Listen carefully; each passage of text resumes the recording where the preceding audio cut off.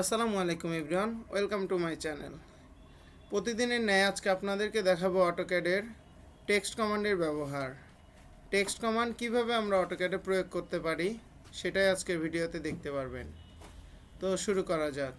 Text command দেখুন, text command যদি এখানে কমান্ড অপশনে যাই, এখানে দেখবেন টেক্সট কমান্ডটি রয়েছে। এখানে দুইটা কমান্ড দেখতে পারবেন, মাল্টিলাইন টেক্সট, সিঙ্গেল টেক্সট। এখান থেকে যে কোনো একটা চয়েস করতে পারবেন। আবার দেখুন, আমরা যদি শর্টকাটভাবে লিখি টি ইন্টার, তাহলে আমাদের এই যে টেক্সট কমান্ড চলে আসতেছে। হ্যাঁ, এখান থেকে আমরা সহজেই লিখতে পারি। তো আমি আজকে আপনাদেরকে দেখাবো উপরে কমান্ড থেকে কিভাবে লিখতে হয়। এই যে টেক্সট, তো টেক্সটে প্রথমে আমি আপনাদেরকে যেটা দেখাবো সেটা হচ্ছে মাল্টিলাইন টেক্সট। এই যে মাল্টিলাইন টেক্সট, তো এখানে প্রথমে এইভাবে মাউসের রাইট বাটন ক্লিক করব। দেখুন, এই আরেকবার দেখাচ্ছি।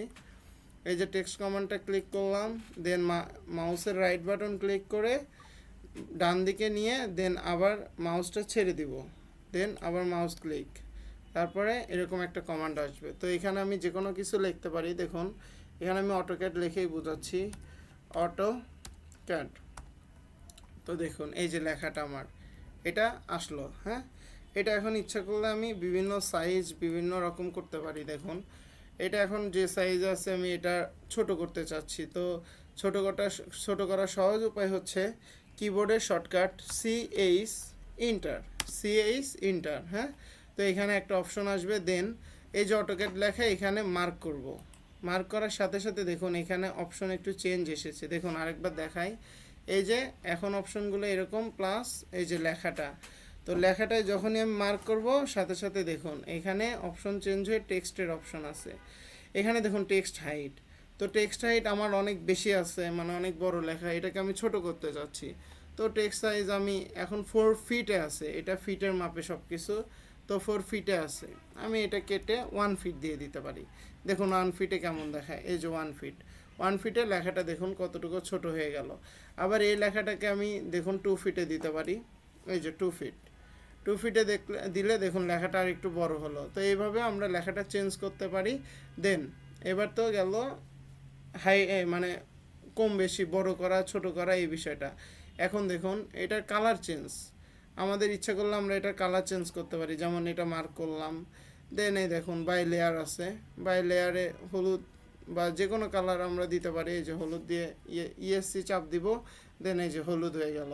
আবার এটাকে আমরা এই যে এটা মার্ক করে দেন হচ্ছে কি আপনার ব্লু দিলাম, ব্লু, এই যে ব্লু, ব্লু দিব, তারপরে সাথে সাথে ব্লু হয়ে যাবে। দেখুন এই যে ব্লুতে চাপ দিলাম তো ব্লু হয়ে গেল।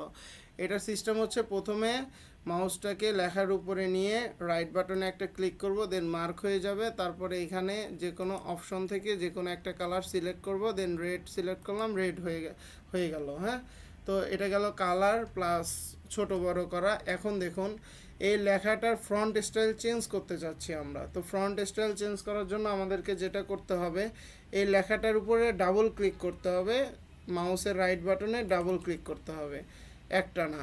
তো এরকম আসলো। এখন এখান থেকে নর্মালি যেভাবে আমরা কপি করি সেভাবে পুরোটা সিলেক্ট করতে হবে। সিলেক্ট করলে দেখুন এই যে উপরে অনেক কমান্ড এসেছে, এই যে এরিয়াল, মানে লেখাটার ফন্ট এখন এরিয়ালে আছে। এখান থেকে আমি অনেক অপশন আছে, আপনার যেটা ইচ্ছা সেটাতে নিতে পারবেন, মানে যেরকম ইচ্ছা। এই যে এরকম ফন্ট সাইজ করতে পারেন, দেন মানে যার যেরকম ইচ্ছা সেইভাবে নিতে পারবে। এরকম ফন্ট সাইজ করতে পারেন, ইচ্ছা মতো ফন্ট স্টাইল নিতে পারবেন। এটা গেল ফন্ট চেঞ্জ। এখন এখানে do you want to save your text change, এখানে ইয়েস দিবেন, তো চেঞ্জ হয়ে গেল। এখন দেখুন এই লেখাটাকে আরও মডিফাই করার জন্য আমরা আবার ডাবল ক্লিক দিচ্ছি। ক্লিক দেওয়ার পরে এটাকে মার্ক করে নিলাম, মার্ক করার পরে দেখুন বোল্ড অপশন আছে। বোল্ড অপশন দিলে লেখাটা বোল্ড হয়ে যাবে, এগুলো তো নর্মালি আপনারা জানেনই, বোল্ড। তারপরে এটাকে ইতালিক দিলে এটা লেখাটা দেখুন চেঞ্জ হবে একটু। এই যে ইতালিক দিয়ে দিলাম, লেখাটা চেঞ্জ হলো। আবার ইতালিক খুলে ফেললে দেখুন লেখাটা আবার সোজা হয়ে যাবে, এরকম নর্মালি। তারপরে দেখুন এই এবার লেখাটার নিচে অনেক সময় আমরা কি করি, একটা লেখার পরে নিচে আন্ডারলাইন দেই বা দাগ দেই।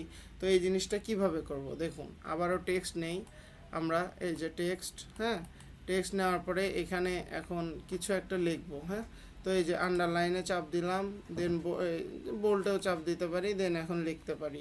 আবার লিখলাম অটোক্যাড, এই অটো ক্যাড দেখুন এবার কিন্তু নিচে আন্ডারলাইন চলে আসছে। হ্যাঁ, এই যে নিচের আন্ডারলাইনটা দেখতে পাচ্ছেন।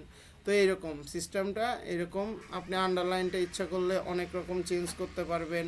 যেরকম এখান থেকে এই যে এইখানে চাপ দিয়ে আপনি আন্ডারলাইনের মাপ ছোট বড় করে নিতে পারবেন। তারপরে কালার চেঞ্জ তো দেখাইলাম, এইভাবে টেক্সট কমান্ড ইউজ করতে হয়। তারপরেও যদি কারো কোনো সমস্যা থাকে আপনারা কমেন্ট করবেন, আমি আপনাদেরকে সেই সমাধান দেওয়ার চেষ্টা করব ইনশাল্লাহ। আসসালামু আলাইকুম, আজকে এই পর্যন্তই। আপনাদের ভিডিও দেখার জন্য ধন্যবাদ।